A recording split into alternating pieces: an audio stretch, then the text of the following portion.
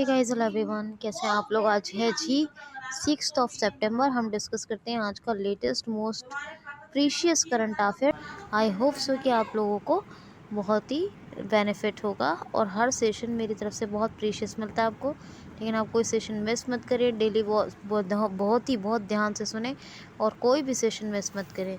तो it's me Bushra Khan, your friend. Let's start. First question है, पहला क्वेश्चन, हाल ही में भी इंटरनेशनल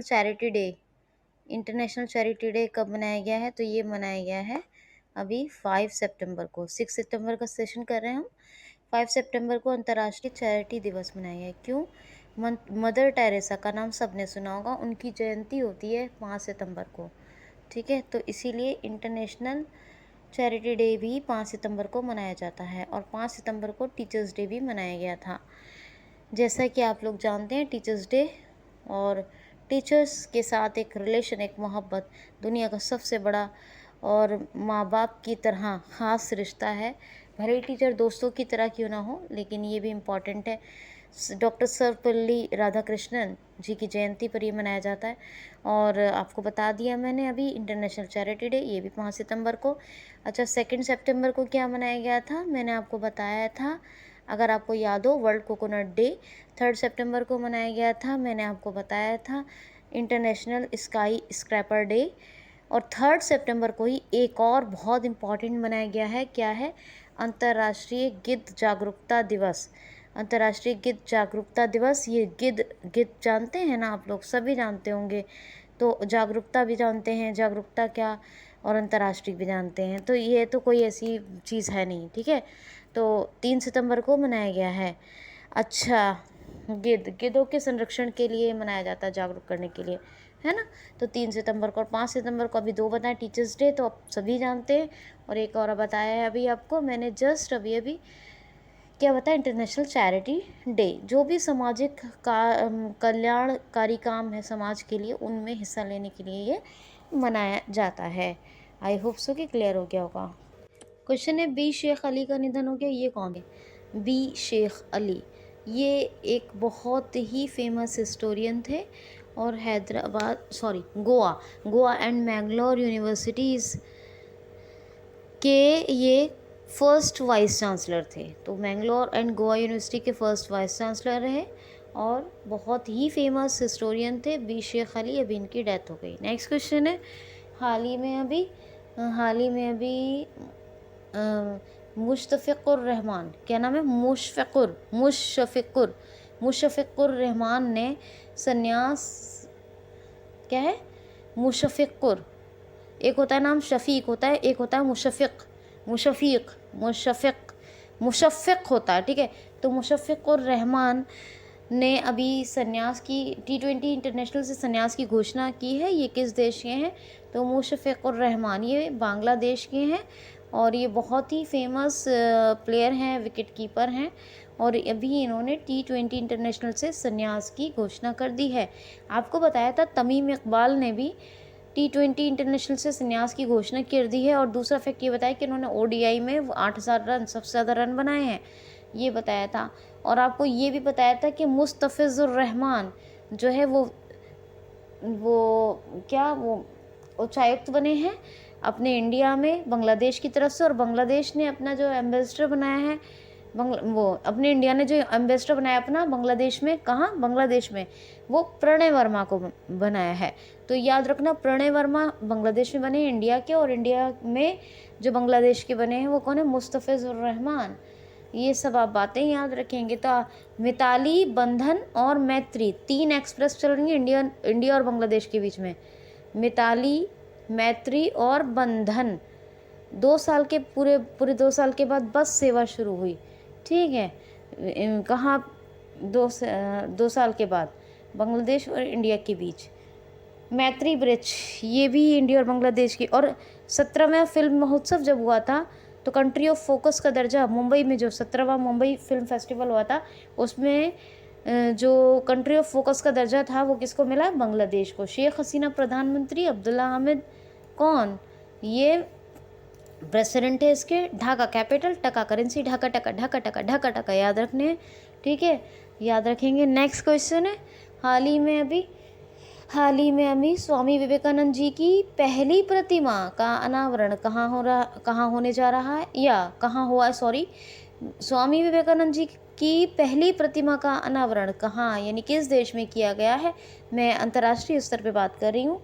तो अभी लैटिन अमेरिका के मैक्सिको कंट्री के हिंडाल्को स्टेट में, कौन सा स्टेट है, हिंडाल्को, कौन सा कंट्री है, तो लैटिन अमेरिका है। लेकिन कौन सा लैटिन अमेरिका का कौन सा रीजन, कौन सा है लैटिन अमेरिका, मतलब अमेरिका का बीच का हिस्सा, ठीक है। और कंट्री कौन सी है, मैक्सिको। तो मैक्सिको का कौन सा राज्य है, हिंडाल्को।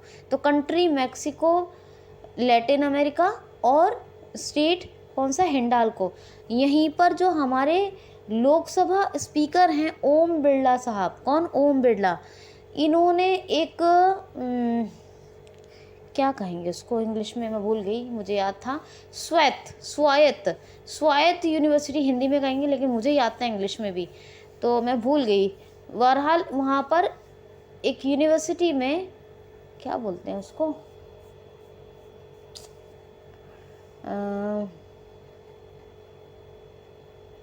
चलो याद आएगा तो बताऊंगी।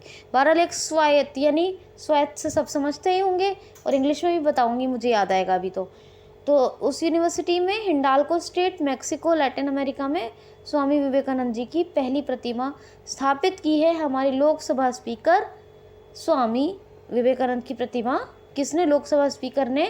क्या नाम है लोकसभा स्पीकर का, ओम बिरला। क्या नाम है, ओम बिरला। क्वेश्चन है, हाल ही में अभी किस राज्य सरकार ने गिद्धों के संरक्षण के लिए 14 जिलों को चिन्हित किया है।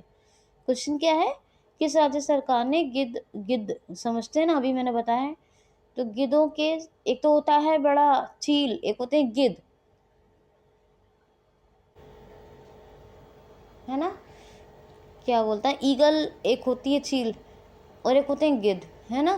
तो गिद्धों के संरक्षण के लिए किस राज्य सरकार ने 14 जिलों को चिन्हित किया है, तो उत्तर प्रदेश राज्य सरकार ने। और कल भी मैंने उत्तर प्रदेश की बात की थी, याद है। जिस तरह दिल्ली के पास नेशनल कैपिटल रीजन डेवलप किया गया है, ये मतलब अब तो आप सभी जानते हैं, दिल्ली एनसीआर, तो इसी तरह उत्तर प्रदेश सरकार भी लखनऊ के आसपास स्टेट कैपिटल रीजन डेवलप कर रही है। बहुत इंपॉर्टेंट क्वेश्चन है, बताया था। अखिल भारतीय शिक्षा समागम का आयोजन वाराणसी में, ये आपको बताया था। एक आपको गंगा एक्सप्रेस वे के बारे में बताया था, प्रधानमंत्री श्री मोदी जी ने उसका उद्घाटन किया था। आपको AAI एयरपोर्ट अथॉरिटी इंडिया ने समझौता किया उत्तर प्रदेश के साथ, ये उत्तर प्रदेश सरकार के साथ, ये बताया था। पंचामृत योजना चल रही है, ये भी बताया। फैमिली कार्ड योजना की घोषणा की गई है, चीफ मिनिस्टर योगी आदित्यनाथ ने की है, ये भी बताया था। पंचामृत योजना बता दिया, हाँ। और क्या बताऊँ आपको, बहुत कुछ है बताने के लिए, तो बहुत कुछ है। और सब्जियों के उत्पादन में नंबर 1 है, तो भी ये उत्तर प्रदेश। राज्यपाल कौन है, आनंदीबेन पटेल। और कैपिटल तो जानती हैं, गोमती नदी के तट पर। राजकीय पुष्प पलाश, राजकीय वृक्ष अशोक, राजकीय पशु बारहसिंगा, राजकीय पक्षी सारस। दुधवा नेशनल पार्क, नवाबगंज, अमनगढ़, चंद्रप्रभा, ये चारों नेशनल पार्क हैं। पीलीभीत टाइगर रिजर्व है, कतरनिया घाट वाइल्ड लाइफ सेंचुरी है। और बताइए क्या बताऊं, ठीक है। और अब क्वेश्चन सुनिए, हाल ही में भी क्वेश्चन है, हाल ही में भी मलेशियाई शतरंज चैंपियनशिप में अभी किसने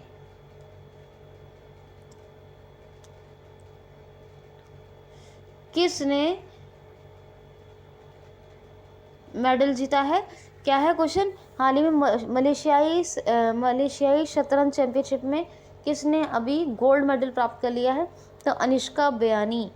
ये धीरूभाई अंबानी के स्कूल की फर्स्ट क्लास की स्टूडेंट हैं, अनिष्का बयानी, सुन लीजिए ध्यान से। अनिष्का बयानी कौन है, फर्स्ट क्लास की स्टूडेंट है, किसके स्कूल की, धीरूभाई अंबानी के स्कूल की।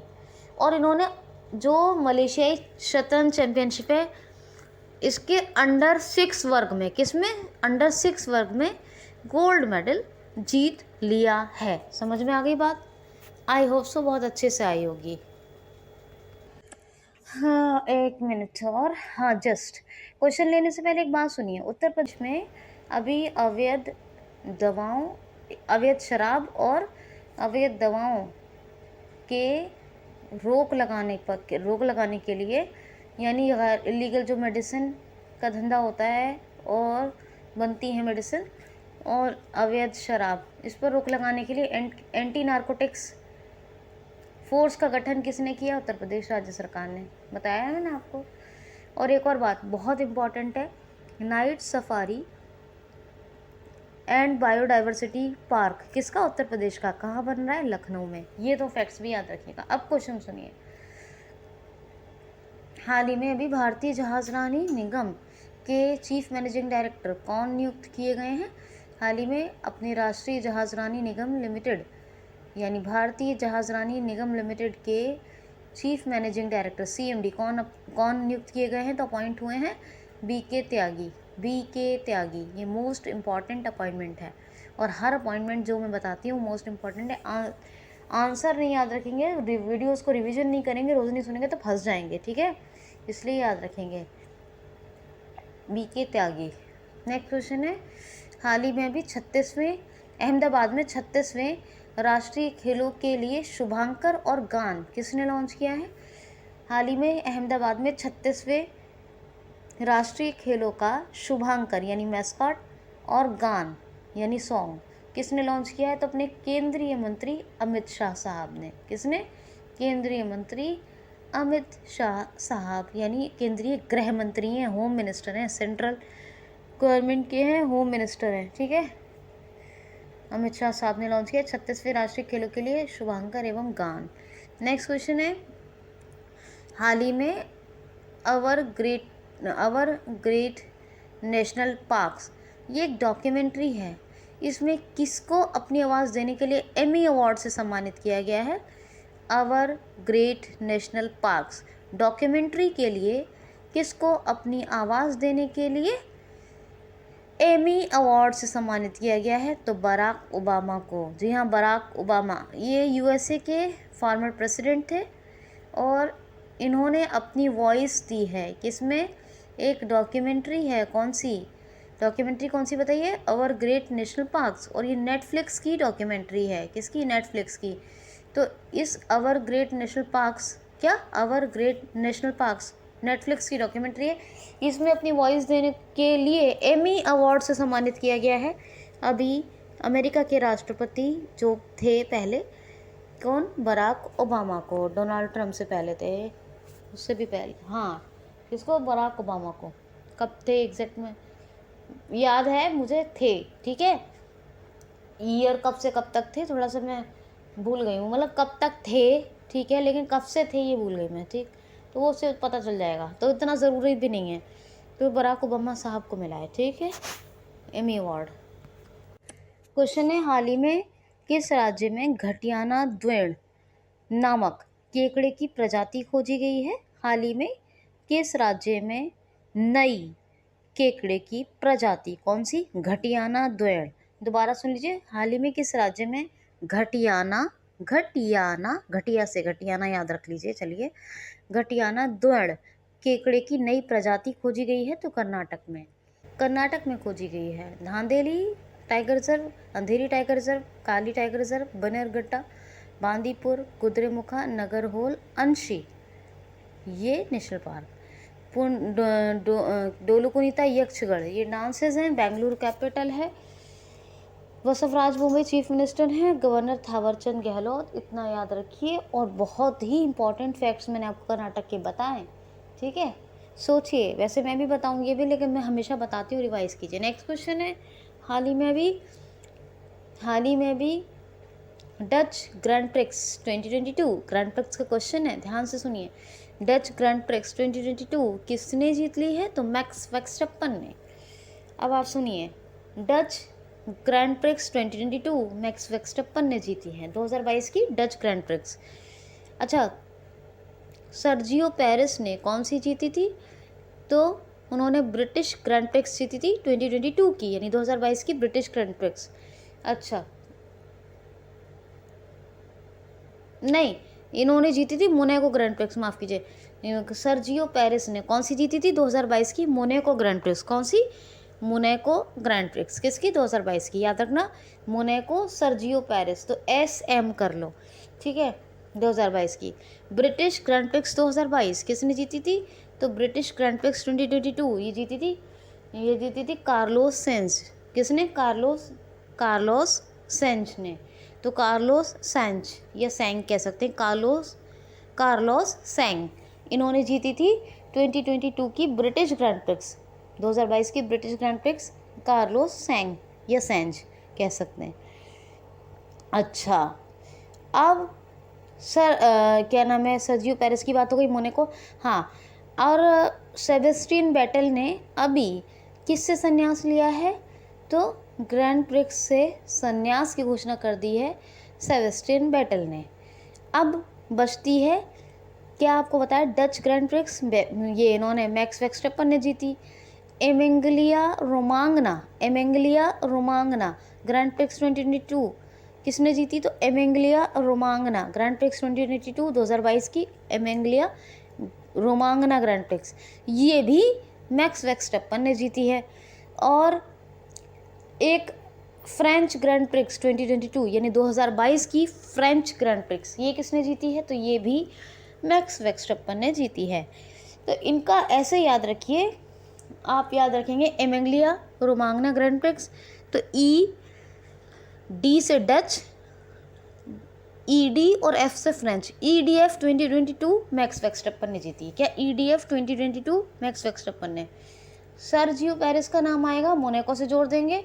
कार्लोस सेंज का नाम आएगा तो ब्रिटिश से जोड़ देंगे। अब बताइए लुइस हैमिल्टन ने कौन सी जीती थी, ये बताना है आपको मुझे, मैंने बहुत बार बताया है सब। और सेबेस्टियन बेटल ने संन्यास की घोषणा कर दी है। ये आप सब ये बातें याद रखेंगे। आई होप सो कि मुझे पूरी उम्मीद है आपको याद रहेगा, मैंने बहुत तफसील से बताया है ना, ये रहेगा ना याद। नेक्स्ट क्वेश्चन है, हाल ही में इंटरनेशनल मॉनेटरी फंड IMF की न्यू रीसेंट रिपोर्ट, ये नई और रीसेंट अभी आई हुई, यानी कि इंटरनेशनल मॉनेटरी फंड की रीसेंट न्यू रिपोर्ट, अभी हाल ही में नई रिपोर्ट आई है। इसके अनुसार विश्व की सबसे बड़ी 5वीं अर्थव्यवस्था कौन सी है? इंटरनेशनल मॉनेटरी फंड IMF की नई आई हुई ताज़ा रिपोर्ट के अनुसार दुनिया की सबसे बड़ी 5वीं अर्थव्यवस्था यानी इकोनॉमी कौन सी है? तो भारत 5वें नंबर की। जी हाँ, इंडिया अपनी 5th largest economy in the world बन गया है। वर्ल्ड की लार्जेस्ट यानी टॉप या बेस्ट इकोनॉमी कौन सी है? तो वो USA यानी अमेरिका की। दूसरी किसकी है? चाइना की। तीसरी किसकी है? जापान की। चौथी किसकी है? जर्मनी की। और 5वां है अपना इंडिया। वर्ल्ड की जो लार्जेस्ट 5 इकोनॉमीज़ हैं उनको याद रखिए। नंबर 1 पर USA है, नंबर 2 पर चाइना है, नंबर 3 पर जापान है, नंबर 4 पर जर्मनी है और ये नंबर 5 पर इंडिया है। इंडिया से ऊपर जर्मनी है, ठीक है, फिर जापान, फिर चाइना, फिर USA। याद रखना, फ्रांस, रशिया, कनाडा इनकी बात नहीं की है मैंने। 5 सबसे बड़ी अर्थव्यवस्थाओं का बताया है जो दुनिया की सबसे बड़ी है और ये IMF की रिपोर्ट आई हुई है।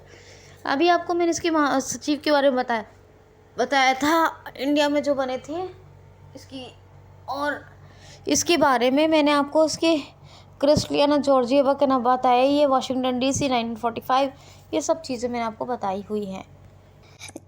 क्वेश्चन है, हाल ही में किस राज्य सरकार के शिक्षा विभाग ने E-गवर्नेंस पोर्टल समर्थ को लॉन्च किया है?